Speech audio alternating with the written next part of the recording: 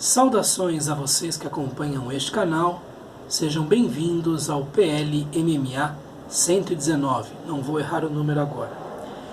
Dando prosseguimento à nossa série, chegou o momento de falarmos de mais 5 capítulos ou entradas do livro 9 das Meditações de Marco Aurélio, isto é, capítulos ou entradas de 35 a 39. Como sempre, a tradução que será usada é a de Dona Virgínia de Castro e Almeida, que está em domínio público, e você poderá acompanhar a leitura, a análise e o comentário que serão feitos ao longo dos próximos minutos, porque o trecho em questão é sempre transcrito na área de descrição do vídeo. Vejamos o que Marco Aurélio anotou de si para si em mais 5 meditações do seu livro 9. 35. A perda da vida não é mais que uma transformação. Isto agrada à natureza do universo, cuja determinação é que todas as coisas sejam o que devem ser, assim tivessem sido sempre e assim se repitam indefinidamente. E tu que dizes? Que todas as coisas foram e serão sempre mal ordenadas, que força alguma entre as de tantos deuses pôde jamais remediá-las, mas que o mundo foi condenado a sofrer sem fim os seus males? Temos mais uma meditação que diz respeito a uma observação acerca do mundo da natureza, com repercussões no ponto de vista ético-psicológico, do ponto de vista da vida interior propriamente. Porque a observação da natureza nos leva a igualar aquilo que em grego se dizia apobolé, que é perda de um modo geral, não é perda da vida, o que está escrito no trecho, mas subentende-se que engloba principalmente a perda da vida, mas toda e qualquer perda. Apobolé igualada com metabolé, que é a transformação.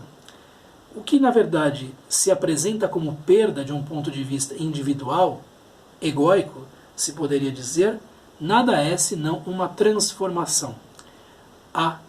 O processamento, o metabolismo de uma coisa em outra. A perda não é mais que uma transformação, apobolé igual a metabolé, e a natureza se compraz nisso. A natureza busca o seu próprio bem por meio de uma dinâmica de transformações infinitas, segundo leis imutáveis e inexoráveis. Isto agrada a natureza do universo, a natureza do todo, cuja determinação é que todas as coisas sejam o que devem ser, assim tivessem sido sempre, e assim se repitam indefinidamente. As minhas gatas estão se digladiando lá fora enquanto eu leio, não há nada que eu possa fazer a esse respeito. Então a natureza se compraz com esse movimento, com essa dinâmica de transformações, sempre teve esse mesmo comprazimento e continuará tendo esse comprazimento depois da nossa passagem. Então, a natureza tem uma estabilidade na transformação, digamos assim, uma estabilidade na instabilidade, uma permanência na própria impermanência, né? E isso é uma observação geral que deve guiar o ser humano na sua busca por mais tranquilidade, por mais felicidade, por sabedoria e por aí vai. E tu que dizes? Então Marco Aurélio vai puxar a própria orelha neste ponto, né? Que todas as coisas foram e serão sempre mal ordenadas. Então ele está se recriminando por ter tido uma recaída numa espécie de senso comum pessimista. Que força alguma entre as de tantos deuses pôde jamais remediá-las. Mas que o mundo, o cosmos, foi condenado a sofrer sem fim os seus males. Como já observaram diversos comentadores, diversos leitores das teorias estoicas, a filosofia do pórtico é caracterizada por um otimismo tranquilo que se ergue apesar de tudo. Então esse otimismo tranquilo está sendo afirmado aqui, rechaçando-se a ideia de que os males governem a existência ou que os males estejam entremeados àquilo que a natureza produz. O que nós podemos perceber como males, na verdade, segundo o entendimento de um sábio estoico, seriam várias coisas que na verdade são bens para o todo e que esse indivíduo específico não está sabendo interpretar como tais. Então, há uma insuficiência da percepção humana, mais geral, mais corrente, na interpretação dos fatos da natureza, muitas vezes. 36.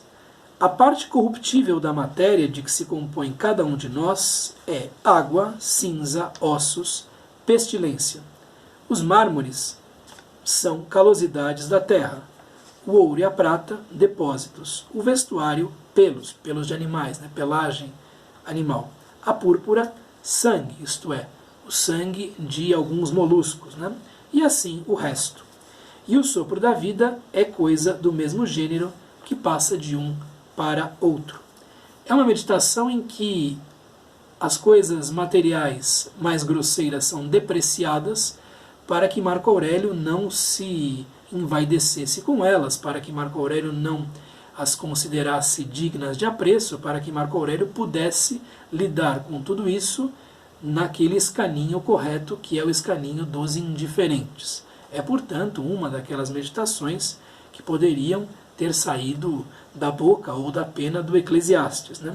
A parte corruptível da matéria, a parte mais baixa, aquela parte que se transforma em outra coisa com maior facilidade, de que se compõe cada um de nós, portanto não é a alma, porque a alma é material no estoicismo, porém feita de uma matéria mais sutil, é água, cinza, ossos, pestilência. Então são coisas baixas, são coisas viscosas, são coisas empoeiradas que formam tudo quanto existe, tudo que é mais denso materialmente falando. Então, se nós fizermos uma decomposição dessas coisas, obteremos esses materiais mais baixos, mais simples, mais densos.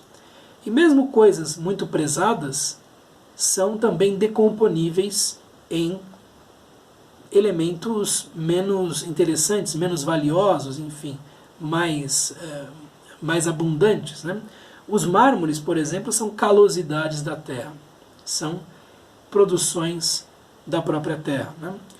O ouro e a prata, depósitos, são depósitos que jazem, daí o nome jazidas, embaixo da terra. O vestuário, muitas vezes, são pelos de animais, né? E a púrpura, tão prezada pelos poderosos, por romanos, enfim, também não romanos, é o sangue de diversos moluscos que são triturados e daí se obtém o tingimento. Então, e assim o resto. Então, muitas das coisas que são muito prezadas na vida não passam de coisas baixas, se bem observadas. Isto daqui foi por Pierre Hadot chamado de descrição física das coisas. Então, para que o indivíduo não se enfatuasse com a matéria ou com aquilo que estava o circundando, ele precisaria ser levado a pensar que aquilo era composto de materiais pouco valiosos, né? Parece que em certas obediências do budismo também se faz isso. Imaginar as coisas que estão ao redor do indivíduo, ali do adepto, o arahant, aquele que tenta se iluminar, como decomponíveis em matéria mais densa, mais abundante, menos valiosa, né? E mesmo o sopro da vida, né, que é o pneuma, que é pneumation, portanto, mesmo o soprinho da vida, é algo que tem pouco valor, é um arzinho que entra pelos narizes dos indivíduos, e é mesmo uma coisa meio promíscua, digamos assim, porque ele entra no nariz de um, depois entra no nariz do outro, e por aí vai, né? Então há um pouco valor dessas coisas todas aqui, e este tipo de observação tem por objetivo levar o indivíduo a não dar um valor excessivo ao material que o circunda. E o sopro da vida é coisa do mesmo gênero, né, do mesmo cariz, do mesmo tipo, que passa de um para outro, portanto, não é algo de grande valor. Né? O que é de grande valor, portanto, é aquele mundo das coisas interiores, aquele mundo interior do homem que dá acesso à areté, à excelência e todas as possibilidades que lhes são abertas a partir daí. 37. Basta de vida miserável, de lamentações e macaquices. Afligires-te para quê? Que vês de novo? Qual a causa de estares fora de ti? A forma? Encara-a como ela é. A matéria? Encara-a como ela é. E fora disso, nada mais existe. Mostra-te, enfim, aos deuses com mais simplicidade e virtude. Observares tudo isto durante 300 anos ou 3 é exatamente a mesma coisa. Aqui Marco Aurélio está se recriminando em termos mais enérgicos, está puxando sua própria orelha de maneira mais vigorosa, e o que se percebe neste ponto é que estamos num momento de oscilação para baixo do humor dele, né? Nestas notas, porque há uma certa indolência, né? Uma certa assídia, uma melancolia que se nota aqui, e Marco Aurélio tenta se animar, né? Basta de vida miserável, basta de te considerares miserável, triste, né? De lamentações e de macaquices, de imitações como aqui os macacos, os pequenos símios fazem. Afligires-te para quê? Por que você se aflige? Por que você se atormenta? Por que está preocupado? Né? Que vês de novo? Você já tem mais de 50 anos, Marco Aurélio? Você já observou praticamente todas as variações da vida? A partir de agora tudo é uma espécie de déjà vu constante? O que você vê de novo? Coisas que já observou com uma roupagem ligeiramente diferente, né? Qual a causa de estares fora de ti? A forma que as coisas tomam, a forma que as coisas estão tomando. Por que você não está tranquilo como em outros momentos, Marco Aurélio, se você reconhece que não está diante de nada novo, né? A forma, encara como ela é. A matéria, propriamente dita, da coisa que o está colocando fora de si, encara como ela é. O que leva o indivíduo a irar-se, ou a sair de si, ou a se entristecer, ou a se chatear, ou a se angustiar, etc., etc., é uma negação em se ver as coisas como elas são. Porque quando o indivíduo finalmente aceita a realidade como ela é, essas más inclinações, essas emoções violentas, ou cessam ou diminuem drasticamente. Então, Marco Aurélio, reconheça que este fato que o está incomodando já se apresentou diante de você de uma maneira ligeiramente diversa no passado. Portanto, é algo que você já conhece, não é algo diferente, né? E fora disso, nada mais existe, quer dizer, fora dessa repetição, né? Aqui, o que se coloca como forma, na verdade, é causa, né? A causa e a matéria, né? A causa move a matéria. Então, há dois polos aqui, aquilo que é o agente e aquilo que é o receptor. Quer dizer, a causa você pode conhecer e você pode decompor a causa segundo aquelas estratégias dos próprios estoicos. A matéria também é suscetível do mesmo processo de decomposição, segundo aquilo que os próprios estoicos fazem. E aí você reconhecerá o quê? Você reconhecerá a banalidade da situação em que você está metido. Você reconhecerá que esta causa que está agindo sobre a matéria, aqui é traduzido como forma, né, mas a causa que está agindo sobre a matéria é algo com o qual você já se defrontou em outro momento da sua vida. E mesmo a matéria, portanto, aí, os entes que participam desta ação, deste fato, também são coisas que você já conhece. Portanto, por que a agitação? Por que a inquietação? Por que a angústia? Né? Fora disso, nada mais existe. Faça um raio-x da situação. Analise a situação. Né? Aquilo que Sêneca coloca em uma parte das suas cartas a Lucílio, e que virou uma sentença latina importante, adhibe rationem difficultatibus, isto é, aplica a razão às dificuldades, aos problemas. Né? Mostra-te, enfim, aos deuses com mais simplicidade e virtude, quer dizer, mostre-se de maneira mais digna para esses deuses, né? Mostre-se de maneira verdadeiramente humana, segundo os altos ideais que os estoicos tinham para os seres humanos, diante desses deuses. Né? Eu vou ler aqui a tradução de Jaime Bruna, Basta dessa existência lastimável de resmungos de macaquices. Por que te transtornas? Que há nisso de novo? O que te desvaira? A causa? Examina-a. A matéria? Examina-a. Vejam, pela razão, seja frio, olhe para as coisas de maneira fria, com calma. Fora delas nada existe. Mas torna-te, afinal, mais simples e melhor perante os deuses. Tanto faz observar isso durante um século como por 3 anos. Não são 300 anos o que está escrito, são 100 anos ou 3. E mais uma vez nós vemos aquela ideia, que já compareceu em outros pontos, de Marco Aurélio, de que observar o que acontece na vida por X dias é a mesma coisa que observar o que acontece na vida por X sobre 100 dias, X sobre 10 dias. Isto é, você, se for um observador atilado, pronto, entenderá tudo o que é necessário entender em mais ou menos dias. Por quê? Porque há uma repetição das coisas, né?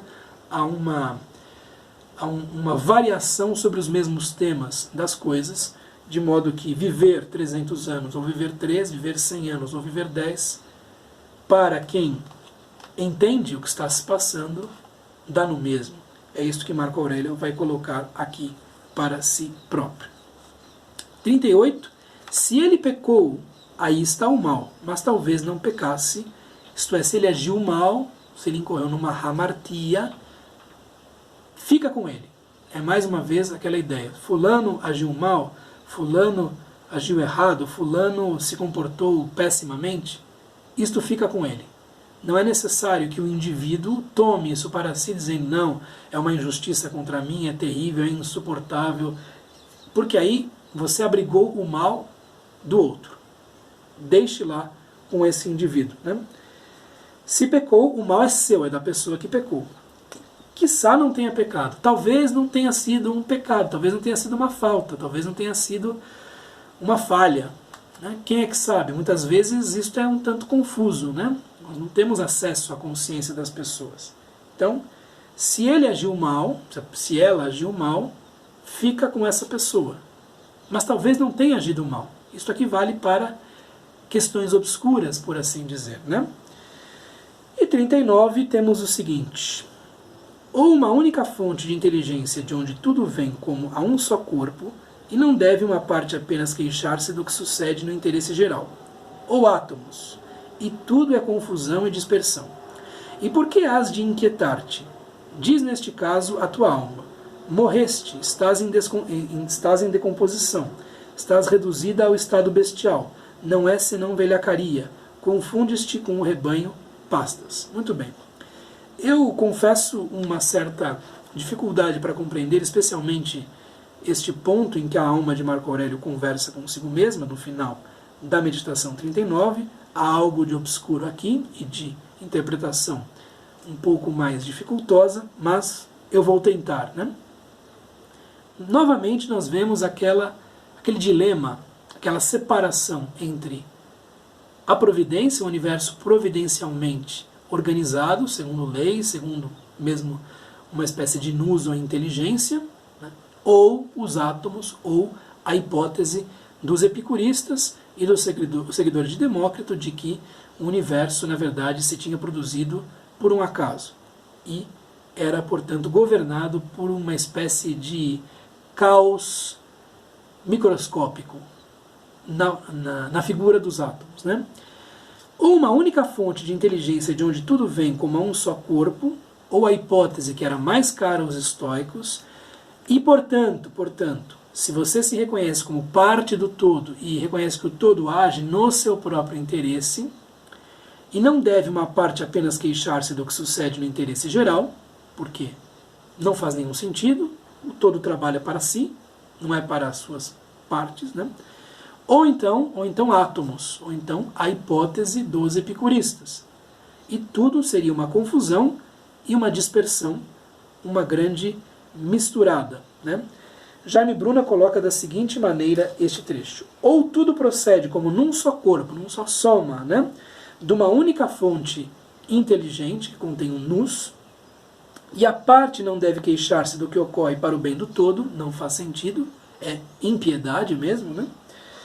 Ou o que há são átomos, nada mais do que papas e dispersão, nada mais do que algo confuso e mesmo pequeno e mesquinho e uma dispersão. E nos dois casos, Marco Aurélio, novamente, vai dizer, nos dois casos, há possibilidade de se viver bem, porque em um caso, tudo é questão de, digamos assim, sintonizar-se com essa fonte inteligente inicial, e no segundo caso, a vida se torna tão estranha que o que é melhor é uma espécie de resistência individual a esse caos. O que há de melhor é você não ser o caos, não ser a confusão, ser uma ordem no meio de uma dispersão e de uma grande mistura, né? Porque você gostaria, portanto, de viver para sempre num universo em que tudo fosse caótico? Não faz nenhum sentido. Então, para Marco Aurélio, seu próprio caminho, né, a sua própria conduta, são coisas que estão justificadas se uma hipótese for a verdadeira ou se a outra for a que de fato se produz, né? Por que, pois, te transtornas? Nenhuma hipótese dá direito ao transtorno, né? Lembremos-nos de que tanto epicuristas quanto estoicos buscavam uma forma de ataraxia, de imperturbabilidade, a ausência de tarahé, a ausência de perturbações, inquietações, né? Por que, pois, te transtornas? Estás dizendo a teu guia, estás morto, destruído, viraste uma fera, um comediante, entraste em um rebanho, pastas. Aqui ele está conversando com o seu hegemonicon, com o seu princípio diretivo, sua mente diretora, né? Então o que você está dizendo para o seu guia? Está dizendo para o seu guia coisas como: você está morto, está destruído, né? Viraste uma fera, um comediante, entraste em um rebanho, pasta. Ou, segundo a versão de Dona Virgínia, morreste, estás em decomposição, estás reduzida ao estado bestial, falando aqui com a alma, né? Não é senão velhacaria, hipocrisia, confundes-te com o rebanho, pastas. Quer dizer, minha interpretação, quando o indivíduo se inquieta, ele está dizendo ao seu hegemonicon, está dizendo à sua mente diretora, que ela não está vivendo de uma maneira digna de ser humano. Está dizendo que esta pessoa viva morreu, ou que esta pessoa está reduzida a uma condição de fera ou de besta. Então é algo de uma certa impropriedade, por assim dizer, o que está acontecendo. Então uma conversa com o hegemonicon que se dá em termos muito estranhos quando o indivíduo se inquieta, segundo Marco Aurélio, de maneira imprópria e mesmo ímpia. Eis o que eu tinha a lhes dizer, e nós continuamos com a leitura do livro 9 aqui no PL MMA no próximo vídeo. Um abraço, até mais, tchau.